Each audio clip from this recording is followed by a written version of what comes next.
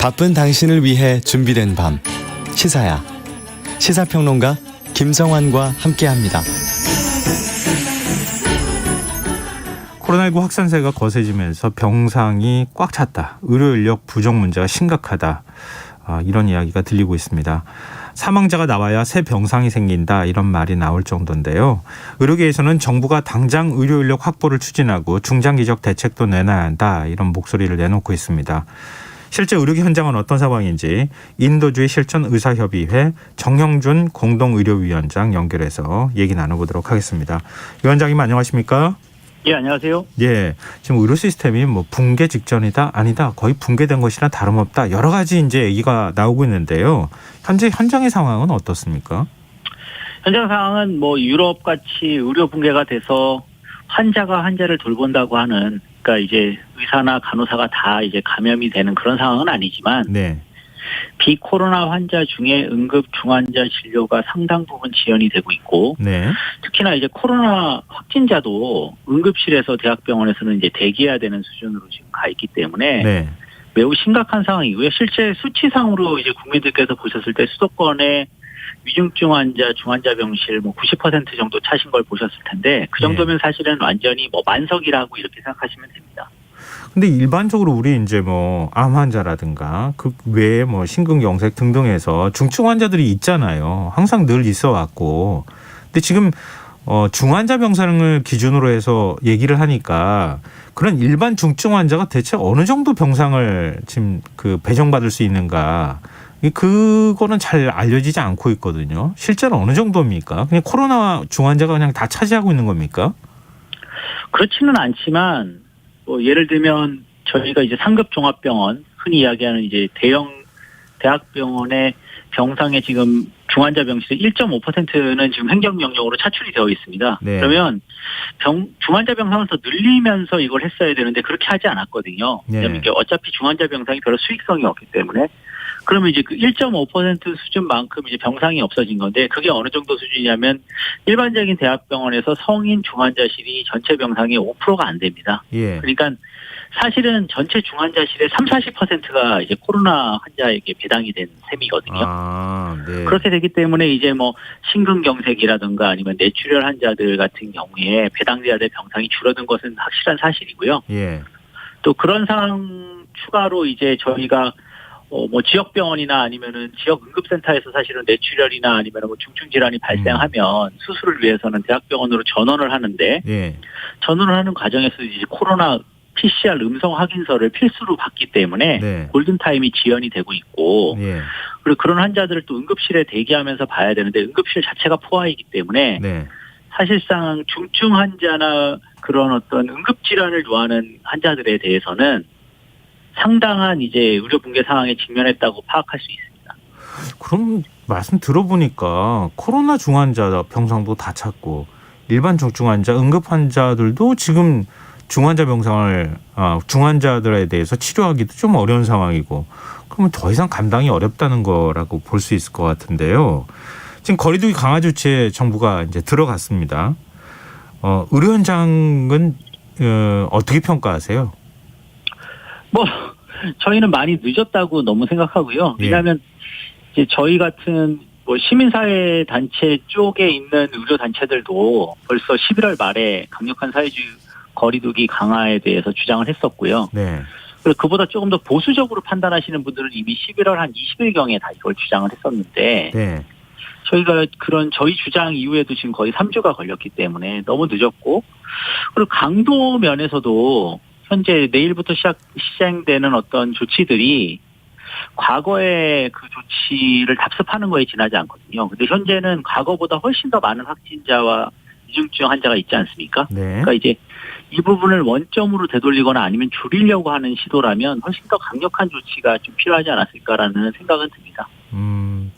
근데 참 이 코로나19 대응이라는 게 어려운 게 경제적인 상황이나 뭐 자영업자들의 또 반발의 소리도 있잖아요. 근데 그런 것까지 감안을 안 할 수가 없는 상황이기도 한 것 같긴 한데, 지금 이제 정부에서 설명하기로는 2주 정도 시간을 좀 벌 수만 있다면 그 사이에 좀 의료 체계에서 지금 뭐 예를 들면 중증 환자 병상도 조금 여유가 생길 수 있고 대응 능력이 좀 커질 수 있을 것이다.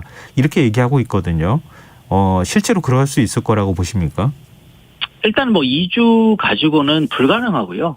예. 왜냐하면 과거에도 생각을 해보시면 작년 12월쯤에 이제 저희가 3차 대유행을 겪으면서 서울 지역 같은 경우에 그 당시에 이제 병상이 부족해서 행정명령으로 전체 이제 중환자 병상 1% 행정명령이 나온 게 딱 정확하게 작년 12월 17일입니다. 네.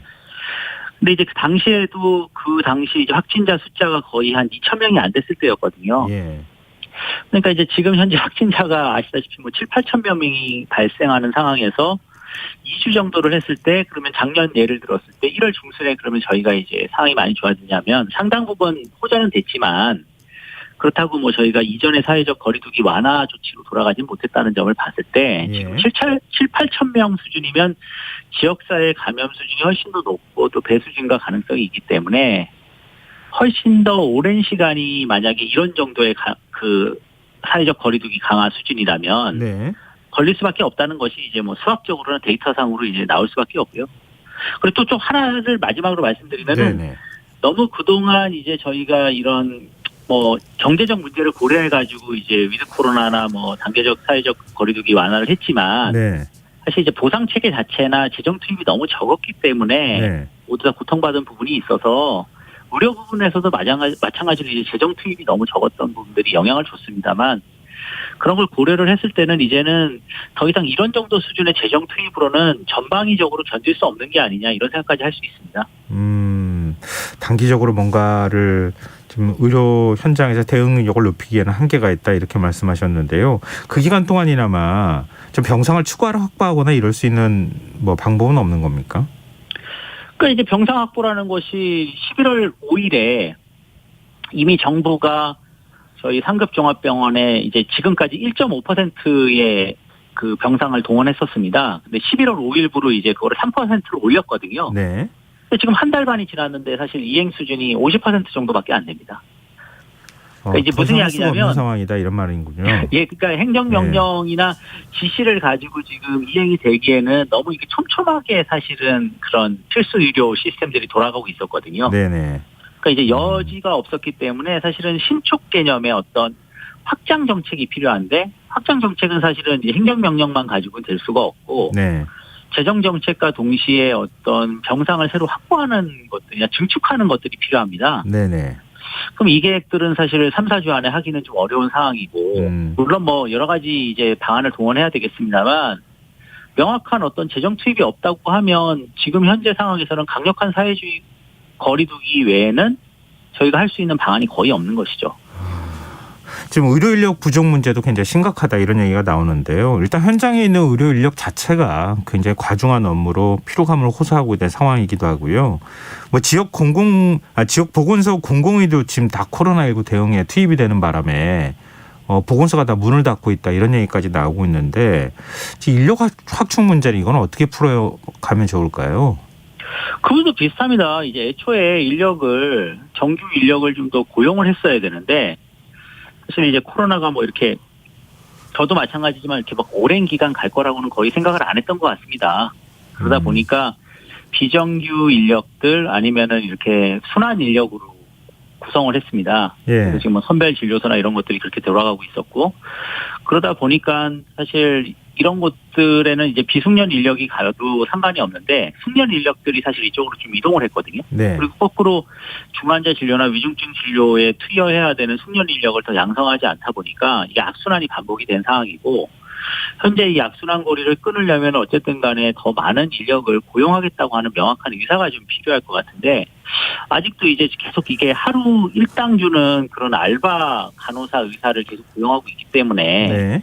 그 부분에 당장에 좀 개선이 필요할 것 같고요. 그리고 중환자 진료는 국민들도 이미 체감을 좀 하셨겠지만 신규 간호사나 이런 사람이 할 수 있는 것들이 아닙니다. 의사도 마찬가지로 저 같은 이제 이런 재활약과 전문이나 이런 사람이 할 수 있는 것이 아니고 네. 내과계 전문 진료를 했거나 아니면 중환자 진료를 이미 경험했던 호흡기 내과 전문의나 이런 분들이 더 많이 참여해야 되기 때문에 그런 분들의 이제 중증 질환이나 다른 질환 진료의 부담을 좀 줄여주면서 그분들을 끌고 들어가야 되는 이런 부분에 문제가 있습니다. 이게 좀 근본적인 대책이 필요한 상황이긴 한 것 같은데 앞서 말씀하셨던 것처럼 예를 들면 뭐 감염병 전문담 하는 병원들을 늘리거나 공공의를 늘리거나 공공의대를 설립하거나 이거는 좀 장기 과제잖아요.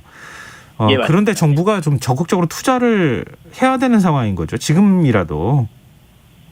그러니까 당장 지금 뭐 큰 투자를 바라는 것보다 국립중앙의료원이나 아니면은 지역 공공의료원의 최소한의 어떤 간호 인력이라도 저희가 더 충원할 수 있는, 왜냐하면 그런 공공기관들은 인력 정원제에 걸려 있는데 네네. 의사 인력은 물론 계약직이니까 아닙니다만 네. 간호 인력이라도 인력 정원제를 좀 풀어주고 그다음에 좀 인력에 대한 보상 체계를 상승을 시켜서 예. 민간 대학병원 수준으로 보상을 해주면서 사람을 더 고용하는 수밖에 없는데 예. 계속 그런 부분들을 이제 뭐 일당이나 아르바이트식으로 이제 뭐 이게 한 뭐 몇 개월 지나면 끝날 거고 그 이후에 그런 인력들은 비용이 되고 잔여 인력이 되고 인력이 될 거라고 예, 생각하면서 고용하지 않는다고 하면 답이 없는 것이죠. 그런 면에서 좀 정부 계속 지금 말씀하셨던 굴레에서 빠져나오지 못하는 거 아닌가 싶은데요. 마지막으로 이거 좀 짧게 답변을 부탁드리는데요. 저희 청취자 3717님께서 지금 재택치료자가 3만 명을 넘었다고 하는데 공공시설의 병상을 많이 설치해서 집중치료를 하는 것이 어떨까요? 체육관 같은 거 활용하는 방법은 어떨까요? 이렇게 질문해 주셨거든요. 그 이야기가 많이 나왔는데 네. 상당히 공상입니다. 왜냐하면 체육관이 의료시설이 되기가 되게 어렵고요.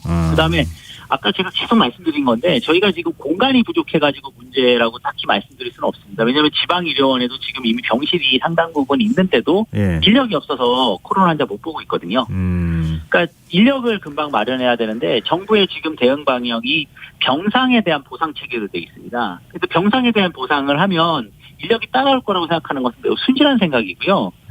병상이 아무리 보상을 해도 사람을 당장 제거할 수 없는 상황이니까 예. 저희가 인력 구조와 관련해서는 병상 대비 인력 규정이라든지 아니면 인력 충원을 위한 획기적인 방안이 좀 필요합니다. 네, 알겠습니다. 오늘 말씀 고맙습니다.